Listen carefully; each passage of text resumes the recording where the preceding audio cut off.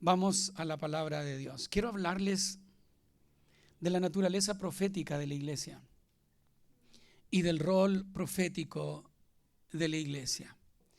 Tengo que aquí desclasificar una verdad, digamos. Y es que hubo un tiempo en donde todo lo que tenía que ver con lo profético y lo apostólico, para mí era como decir una mala palabra. Era como, es una moda, ¿no? Ya ahora todos están hablando de lo profético y que esto es profético, que esto es profético. Y por supuesto, en ese tiempo no entendía lo que realmente significa la identidad profética de la iglesia, el rol profético que nosotros tenemos. Y quiero comenzar haciendo esta pregunta. Normalmente me gusta hacer preguntas, ¿no? Y la primera pregunta que quiero plantearles es, ¿en qué consiste el ministerio profético? ¿De qué se trata el ministerio profético? Hemos aprendido que la profecía tiene que ver básicamente con escuchar a Dios. Eso es la profecía, es escuchar a Dios y entonces, luego de escuchar, declaramos su palabra. Déjeme decirlo otra vez, el que tenga oídos para oír, oiga. El ministerio profético tiene que ver con escuchar a Dios y luego de escuchar, declarar su palabra. Vamos a tener siempre la tendencia de creer que el sentido primordial de la profecía es el hablar. Es el habla, ¿verdad? Declara esto, habla esto, me entregaron una palabra profética. Por supuesto que se trata de hablar, pero se trata de hablar las palabras de Dios. ¿Cuántos saben que hay mucha profecía que puede ser incluso bien intencionada, pero es palabra de hombre? ¿Y por qué llega a ser palabra de hombre? Porque no hemos adiestrado nuestro oído para escuchar a Dios. Dios siempre está hablando. Dios siempre está hablando. Dios empezó a hablar temprano en la mañana hoy aquí. E incluso, no quiero que levanten su mano, pero ¿cuántos escucharon a Dios en la mañana, temprano en la mañana? Les cuento algo personal, algo que es bien personal, cosas que uno no, se los voy a contar a ustedes, no le cuenten a nadie, ¿ya? Con frecuencia me pasa, no siempre, pero con frecuencia me pasa que cuando despierto en la mañana, se me viene inmediatamente un pensamiento a la mente. Y yo sé que es Dios quien me habla. Y es divertido pensar que el Espíritu está esperando, no, va a despertar, no, todavía no, ahora sí, ya, ahora, ok, despertó, ¡fum! Ahí te va la palabra. Dios siempre está hablando, Dios nos habla.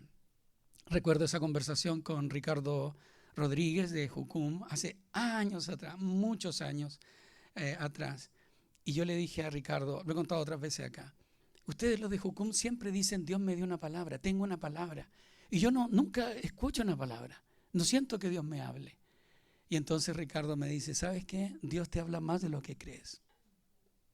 Solo se trata de escuchar. Dios siempre está hablando, así lo dice Hebreos 1. Dios que muchas veces y de varias maneras habló a nuestros antepasados en otras épocas por medio de los profetas, en estos días finales nos ha hablado por medio de su Hijo. Dios siempre está hablando. Juan 16, versículos 12 al 14. Juan 16, versículos 12 al 14 dice, muchas cosas me quedan aún por decirles. Tengo mucho que decir, pero por ahora ustedes no pueden soportarlo. Pero cuando venga el Espíritu de la verdad, digan Espíritu de verdad, Él los guiará a toda la verdad, porque no hablará por su propia cuenta, sino que dirá, digan, dirá solo lo que oiga y les anunciará las cosas por venir. Él me glorificará porque tomará de lo mío y se lo dará a conocer a ustedes. Dios siempre está hablando. Ahora, ¿por qué Dios siempre está hablando? Amada iglesia, ¿por qué es que Dios siempre está hablando? ¿Y por qué es tan importante que nosotros aprendamos a escucharle como parte de nuestra identidad profética? ¿Saben por qué Dios está hablando? ¿Y por qué son tan importantes y fundamentales las palabras de Dios? Porque sus palabras traen vida. Las palabras de Dios, y yo sé que esto es un terreno conocido, las palabras de Dios traen vida. Escucha esto. Las palabras de Dios traen vida. Las palabras de Dios restauran. Las palabras de Dios santifican. ¿Cuántos crecieron conociendo o recordando el Evangelio de Juan? Juan 17:7. ¿Qué dice? Santifícalos en tu verdad. ¿Estoy perdiendo algunos ahí atrás? ¿No? ¿Están todos atentos? Santifícalos en tu verdad. Tu palabra es la verdad. Entonces, las palabras de Dios nos santifican. Lo hemos dicho en otras ocasiones.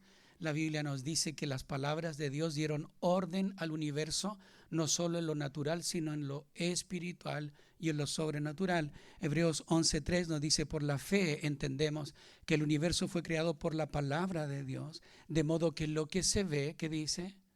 Fue hecho de lo que no se veía. Por lo tanto, la realidad espiritual, que es en todo su sentido sobrenatural, le dio paso a lo natural.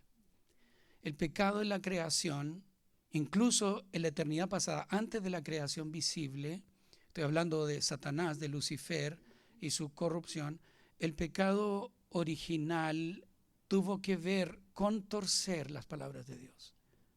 Escucha esto y clama. Lo que hace Satanás es torcer las palabras de Dios. Y también lo hemos dicho, el pecado llega a ser moral, llega a ser relacional, llega a ser físico, llega a ser político, social, etcétera, económico, pero el pecado es ante todo espiritual y tiene que ver con violar, transgredir, torcer, pervertir lo que Dios ha expresado con su boca. El hombre y la mujer desconocieron las palabras de Dios. Es cierto, Dios dijo esto, pero nosotros queremos hacer otra cosa. Y el hombre y la mujer se pusieron bajo otras palabras, es decir, bajo otra autoridad. Todos aquí hemos sido salvos cuando Dios declara algo sobre nosotros.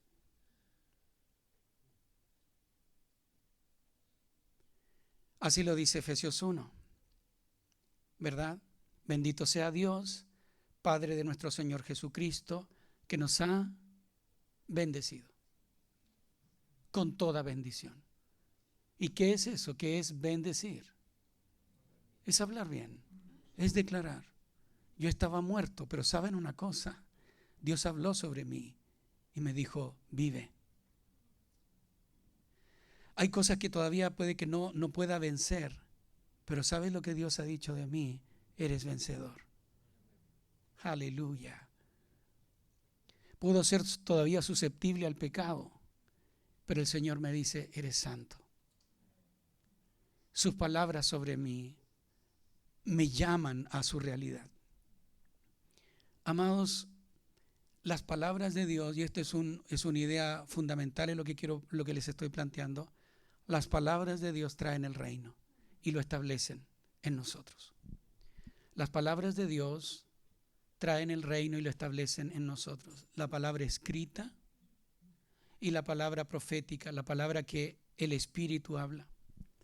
Así que Dios establece su reino por medio de sus palabras, fundamentalmente por la palabra escrita, la Biblia, y también las palabras que el Espíritu Santo revela directamente a través de la palabra profética. De hecho, entendemos que toda palabra profética debe estar en consonancia con la palabra revelada en la Biblia, porque la Biblia es la palabra profética más segura. ¿Cómo vamos hasta aquí? Bien. En varias ocasiones yo hago alusión de lo que Pablo le dice a Timoteo en una de sus cartas. Le dice, hay falsos maestros que están enseñando cosas para crear discusiones y no llevar adelante el plan de Dios. Y esto es súper importante, que lo entendamos, especialmente los que lideramos la iglesia, pero todos los creyentes. Cómo estos maestros estaban tan entretenidos en sus propias discusiones, sus propios proyectos, ¿no? Y consideraban que era tan importante generar estas discusiones. Pero Pablo le dice a Timoteo, aléjate de ellos porque solo engendran discusiones y el plan de Dios está por otro lado. No, su ministerio no lleva a cabo el plan de Dios. Y esto es tremendo. Cómo el Espíritu está llevando su plan y nosotros estamos metidos en peleas por acá. Y súper entretenido, súper realizado. De ganar una discusión, por ejemplo. O de denunciar en las redes sociales a algún falso obrero. ¿Cómo podemos estar tan entretenidos denunciando a otros creyentes, en fin? Y el cielo está en otra. El Espíritu Santo está en otro plan. Entonces, Iglesia ICLAM, ¿cómo nos aseguramos de alinearnos a la agenda del cielo? ¿Cómo nos aseguramos de estar haciendo en verdad las obras que Dios preparó de antemano y no haciendo nuestras propias obras? ¿Me entienden? Por ejemplo, por supuesto que queremos tener un edificio propio. Obvio, es práctico, te permite funcionar mejor, en fin, tiene varias ventajas. Pero ¿qué es lo que Dios quiere que hagamos? ¿Cuál es su agenda? ¿Edificar templos? No estoy en contra de eso, entiéndanme. ¿Cuáles son las empresas en las que el Espíritu Santo nos quiere impulsar? El apóstol Pablo va, ¿cierto?, en su segundo viaje misionero a tal lugar, creo que a Bitinia, y el Espíritu les dice no. Pero si hay necesidad allá, el Espíritu dice no. Y quieren ir a Tesalónica y fueron impedidos. Y entonces el Espíritu viene y le da un sueño a Pablo, un varón macedonio, y le dice pasa y ayúdanos. Y entonces el Evangelio llega por primera vez a lo que hoy es Europa. Entonces, otra vez, ¿cómo nos alineamos a la agenda del cielo? Bueno, escuchando lo que Él está diciendo y replicándolo en nuestra vida. En nuestra vida íntima, replicándolo en nuestras familias, en nuestras iglesias y a partir de nuestras iglesias a todas las naciones. Porque llegará un momento en donde lo que se diga en la tierra tendrá consonancia con lo que se dice en el cielo. Pero mientras eso ocurre, entre las naciones, eso tiene que pasar en la iglesia. Esta es la naturaleza profética de la iglesia. En el fondo, traer la agenda del cielo. Eso es traer la agenda del cielo.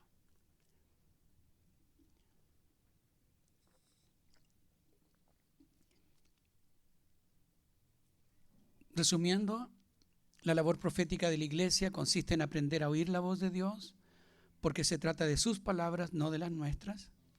En segundo lugar, las palabras de Dios traen su reino a la tierra, ejecutan su voluntad, salvan, santifican, edifican, etc. En tercer lugar, Dios trae su agenda a las naciones por medio de la iglesia y por el ministerio profético de esta. Hemos dicho también en otras ocasiones que la iglesia es una comunidad profética, porque el Espíritu Santo ha sido derramado sobre toda carne, a diferencia del Antiguo Testamento, donde el Espíritu Santo descendía sobre los reyes, sacerdotes y profetas por medio del aceite de la unción. El Señor levanta a Joel en el Antiguo Testamento para profetizar que en los postreros días, antes que venga el día del Señor, derramaré mi espíritu, dice el Señor, sobre toda carne, y los jóvenes verán visiones, y los ancianos soñarán sueños. Y sabemos que hay alguien que reclama el cumplimiento de esa profecía. ¿Quién fue? Pedro, el apóstol Pedro, en Pentecostés, cuando el Espíritu Santo desciende y todos creen que están borrachos. Pedro dice, esto no es borrachera, esto es Joel, que se cumple entre nosotros. Entonces, con eso entendemos que el Espíritu, al ser derramado sobre todos nosotros, hace a la iglesia una comunidad profética.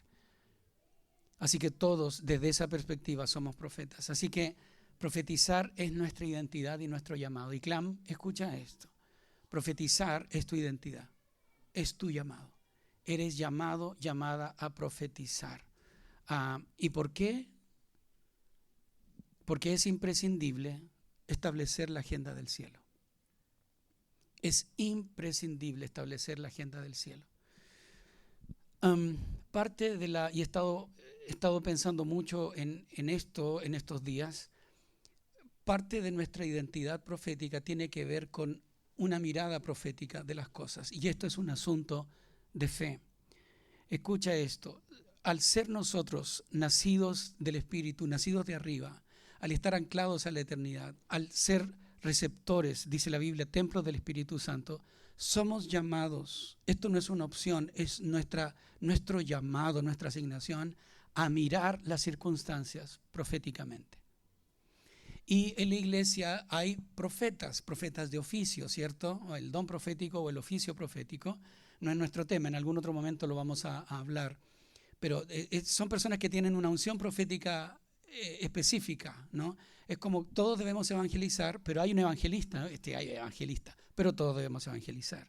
Lo mismo ocurre con la profecía. Todos somos llamados a profetizar porque el Espíritu está en todos nosotros, pero hay personas que son profetas. Bueno, esos profetas tú los conoces porque todos lo ven proféticamente.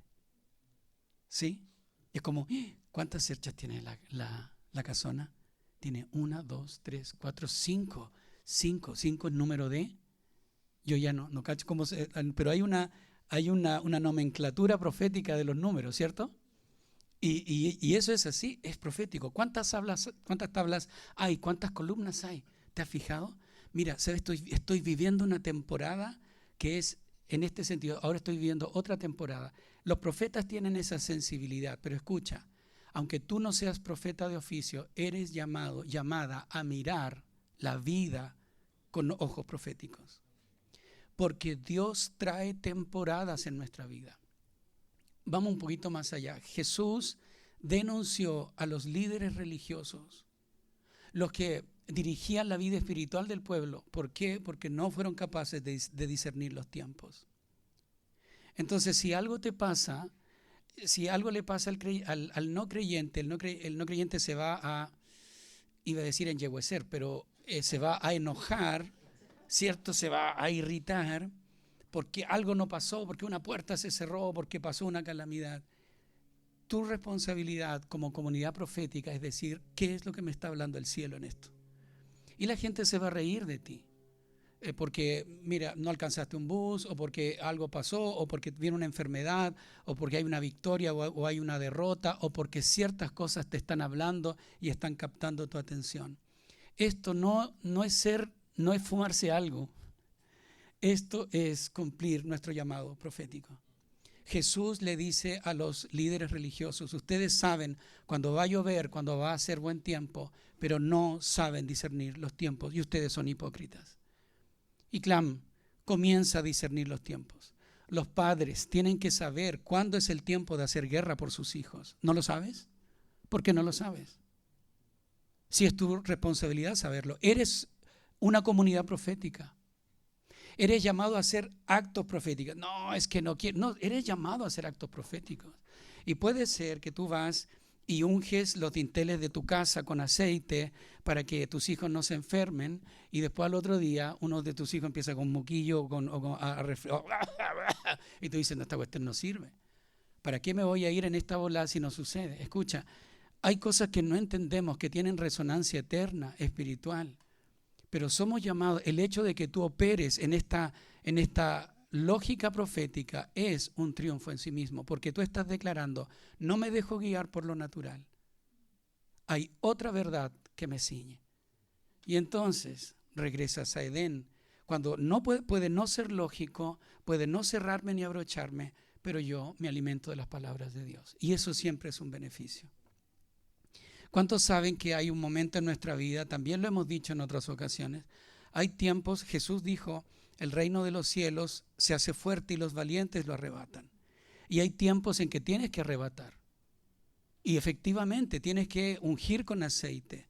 Tienes que hacer actos proféticos. Tienes que poner una espada en tu casa. Tienes que pegar cosas en tu refrigerador o en el espejo de tu casa. Tienes que hacer guerra. Tienes que mantenerte. Tienes que empezar a arrebatar. Pero Jesús, por otro lado, dice, el que no reciba el reino de los cielos como un niño no podrá entrar en él. Y es recibir un regalo. No es hacer nada, es simplemente recibir. Entonces hay temporadas donde tenemos que trabajar, tenemos que activar, tenemos que arrebatar, y hay temporadas en que necesitamos simplemente esperar y recibir. ¿Cómo sabemos eso? A través de desarrollar nuestro sentido profético, de mirar las cosas que suceden. Tienen ustedes allí la palabra rema. La palabra rema no es algo que me fumo, hasta el momento no. Es como que, ¿qué es lo que el Señor me está hablando? No, es fruto de creer que Dios trae tiempos. que Dios trae temporadas para la iglesia. Dios marca tiempos. Y es tan interesante y vergonzoso a la vez que en épocas pasadas yo veía todas estas cosas como modas. El despertar de la adoración, o el énfasis en la segunda venida del Señor, ya son modas, allá se van los creyentes detrás de la nueva moda. Qué ignorante, ¿no? Ignorar que el Espíritu Santo trae temporadas en la iglesia. Exactamente. Y Dios está incentivando y trayendo énfasis. Significa que ahora sí el Señor viene, no lo sabemos, nadie sabe. Pero sí sabemos que el Espíritu Santo está comenzando a marcar esto. La segunda venida, mi venida. Si no estamos activos en nuestra identidad profética, estas cosas pasan inadvertidas.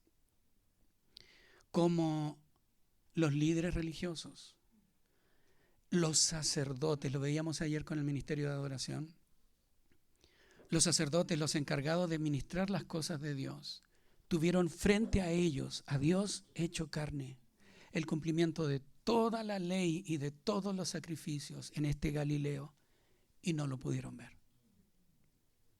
Entonces es dramático, es patético que el ser humano, hombres y mujeres en el mundo, no puedan escuchar a Dios.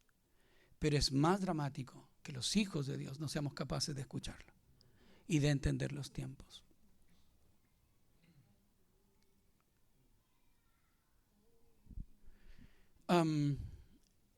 Quiero finalizar hablándoles de la misión profética de nuestra iglesia en dos aspectos. Hay muchos más. He hablado de esto en otras ocasiones y solo quiero referirme a dos puntos. Voy a hablar de la adoración y de la intercesión. Como una comunidad profética somos llamados a adorar. En ese contexto, la adoración es espiritual y es profética. ¿Por qué es espiritual? ¿Por qué la adoración es espiritual? Porque aunque se escucha en lo natural, ¿cierto? Hay intensidades, hay frecuencias, etcétera, hay melodías. La verdadera adoración se da en un nivel mucho más profundo. Estamos unidos a Cristo. La Biblia nos dice en 1 Corintios 6, 17 que el que se une a Cristo, un espíritu es con Él. ¿Lo captan, hermanos? Tú eres un espíritu con Él. Pablo lo dice, el que se une a una prostituta, un cuerpo es con ella. El que se une a Cristo, un espíritu es con Él. Entonces, cuando adoramos, podemos comenzar de manera natural, ¿cierto? Y ayer hablamos eso también con los chicos de adoración. Entras como al living, ¿cierto? El Señor sabemos que está en su habitación y Él quiere, o en su cuarto y Él quiere compartir contigo, pero tú entras primero al living y comienzas diciendo, Señor, tú eres bueno, que toda la creación, y estás en el living, estás en lo natural, estás declarando la verdad de Dios, que es bueno, que tu mente se alinee a la palabra de Dios. Y estás súper chato, pero tú empiezas a declarar la verdad de Dios, pero entonces comienzan a llegarte certezas a tu espíritu. ¿Alguien sabe lo que estoy hablando? Cuando empiezas a entrar en la atmósfera de la adoración, el Espíritu empieza a traer certeza a nuestro espíritu. Y siempre digo aquí a la guata porque hay muchos que enseñan que lo espiritual se da aquí en las entrañas, que de allí vendría esto de que el amor entrañable, ¿no? Porque es algo que se percibe, es una certeza que nuestro espíritu, nuestra mente puede objetar. ¿Pero qué es esto? Son certezas que el Espíritu trae a tu corazón. Certeza de su santidad, por ejemplo, certeza de su amor, certeza espiritual, certeza de su grandeza. Es como, wow, Dios me reveló. Por ejemplo, cuando estuvimos en GCR, Generación Sin Rostro, yo se lo contaba a algunas personas. Me acuerdo que llegamos con Natalia y estaba empezando el tiempo de incensario, de la adoración previa, y típico uno empieza a saludar a la gente, como, oh, el lugar está bonito, oh, el subbajo está muy fuerte, así como que entrando, ¿no? Como que asentándose, así como, oh, la silla, qué bueno, que no sé qué, oh, ahí está el Fabián, la Gaby, qué bueno, ya, y ya después cuando empiezo a entrar en la atmósfera de la adoración, empecé a tener esta certeza que no me pasa siempre, y me pasó allí, por eso lo señalo, la santidad de Dios. Toño, obvio, o sea, Dios es santo. No, pero es que esta es una certeza del Espíritu. Es nuevo. Y entonces me arrodillo y comienzo a declarar en esta palabra hebrea, Kadosh, Kadosh, Kadosh, santo, santo, santo. Y yo percibía en mi espíritu a la creación gimiendo, porque la creación gime, desea ser liberada de esta corrupción. ¿Tú crees que toda la sangre de todas las guerras a lo largo de la historia no tienen oprimida a la creación, a la tierra? Entonces el Espíritu Santo te hace partícipe de este gemir. Eso es adoración y es espiritual. Y es espiritual también en términos de la intimidad. La adoración es colectiva y es genial, es fantástica, pero solo quiero hacer este punto aquí y luego vamos a ir al tema profético de la adoración. La adoración colectiva es fundamental, pero escucha esto puede ser precisamente palabra profética para alguien aquí. Tarde o temprano el Espíritu Santo te va a llevar a la soledad. Te va a llevar a la soledad. Y a veces huimos de la soledad. Y nos quejamos porque en la iglesia me siento solo, me siento sola. Escucha esto. Otra vez, si te paras en tu identidad profética, en vez de reclamar a la iglesia por cómo te dejan solo, cómo te dejan sola, miras al cielo y dices, Dios, ¿qué me estás hablando? ¿Qué me estás diciendo? Entendemos que Dios sacó al pueblo de Israel de Egipto y Él sabía muy bien, le dice a Moisés en Éxodo 3, ven y te voy a usar para que liberes a mi pueblo y los lleves a la tierra específica, la tierra de Canaán. Pero antes de llevarlo a Canaán, lo lleva por 40 años en el desierto. ¿Por qué los lleva 40 años en el desierto? Lo dijimos el domingo pasado, para hablarles al corazón. El desierto es el lugar en donde Dios se da a conocer, fuera del contexto de Egipto, y los prepara. Cuando lleguen allá, cuídense de no olvidarse de mí. E Israel se olvida. Y Oseas profetiza y dice, hablando en nombre de Dios, ¿sabes lo que voy a hacer con mi pueblo? Lo llevaré al desierto otra vez. Le hablaré al corazón. Entonces, si tú estás en el desierto, es porque Dios a veces te lleva a ese lugar para que aprendas el valor de la adoración en intimidad. Esa adoración espiritual. Ok, Dios quiere forjar la adoración en los suyos. Dios quiere forjar en ti la adoración, que te conviertas en un adorador. No tenemos tiempo para hablar de eso. Investígalo en tu casa. Dios no solo busca adoración, Dios busca adoradores. ¿Qué implica eso? En eso necesitas profundizar. Bueno, entonces la adoración es espiritual, pero también la adoración es profética. ¿Por qué la adoración es profética? ¿Alguien puede decirme? ¿En qué sentido la adoración es profética?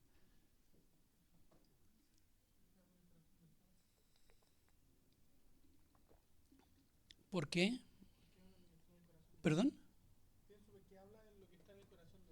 Ah, interesante. Claro, porque en la adoración hablamos lo que está en el corazón del Padre.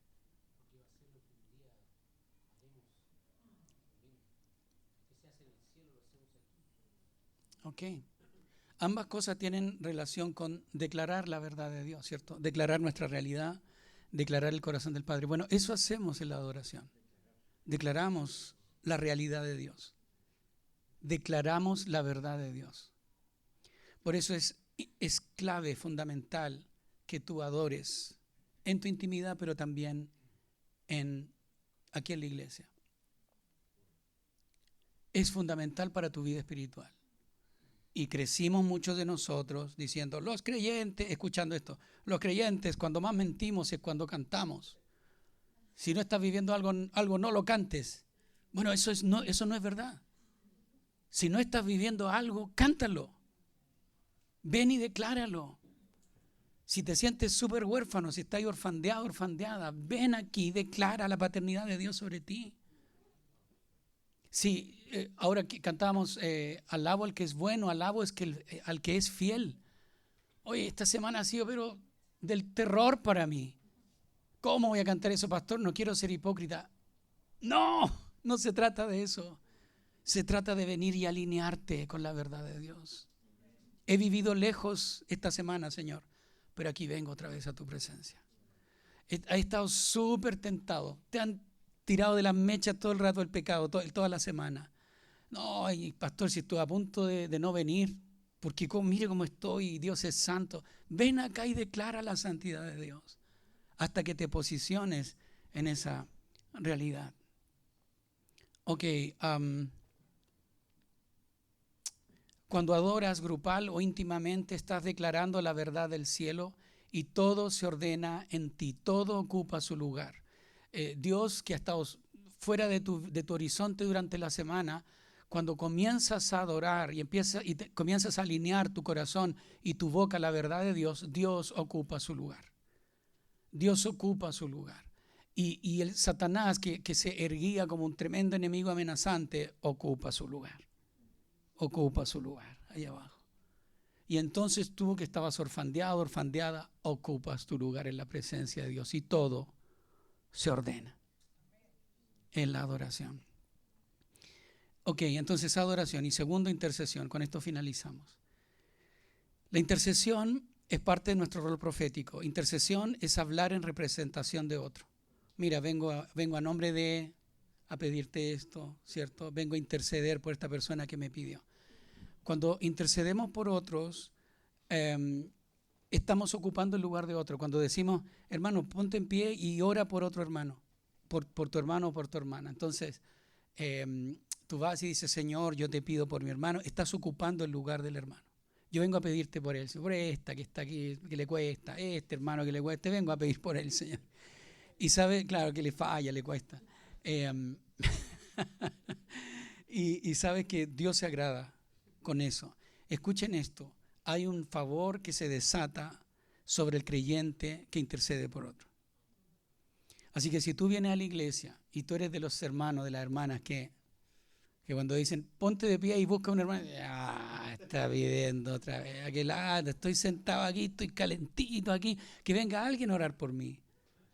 Si tú eres de esos creyentes, si dicen, no, pero el pastor me pide siempre que yo vaya a orar por otro, si yo necesito que otro ore por mí, escúchame, te estás perdiendo de un favor especial sobre tu vida. Tus problemas, muchos de tus problemas se van a acabar cuando salgas de tu realidad y vayas a interceder por otros. Porque ese es el corazón de Dios, interceder. Entonces, eso es clave. Dios se goza cuando nos escucha orar por el hermano, orar por la hermana.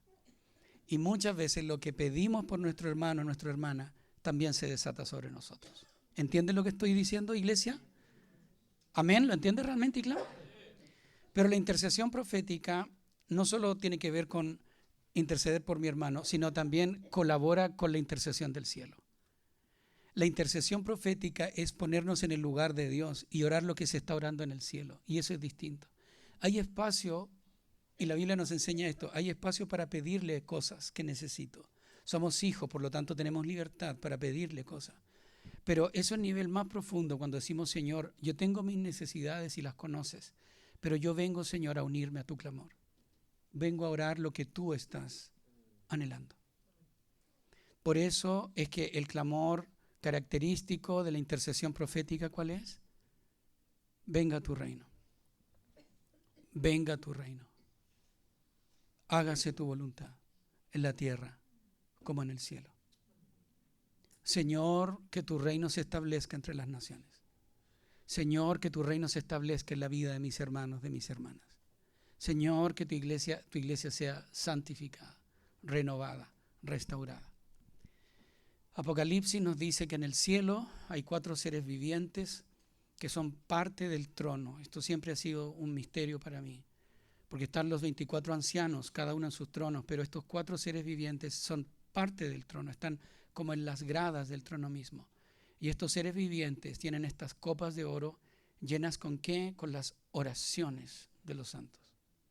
Es decir, nuestras oraciones están en el trono de Dios. Capta esto y clama. Y es un privilegio anclarnos a esa realidad.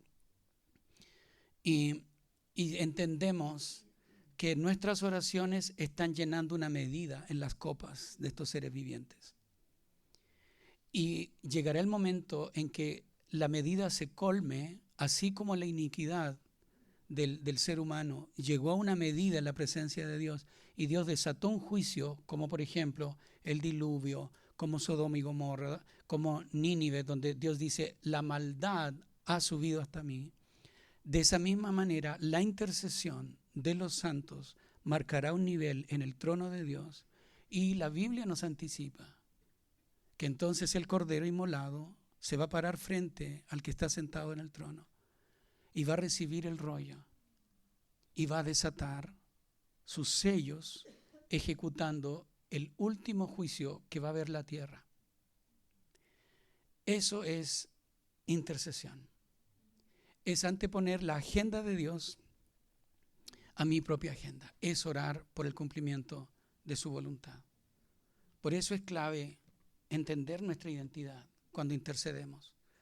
Es tremendo y a la vez es tan desafiante.